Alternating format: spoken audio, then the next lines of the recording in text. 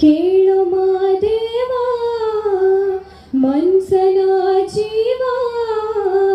ನೀನುಡಿಸಿ ಆಡಾಕ ಢಮರು ಆಗ್ಯಾವ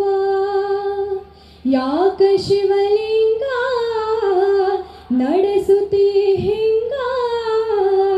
ಏನೇನು ಇಲ್ಲಯ್ಯ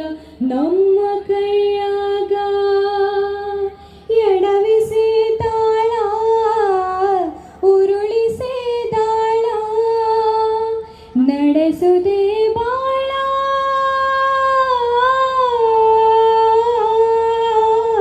ಶಿವ ಶಿವ ಶಿವ ಶಿವ ಶಿವ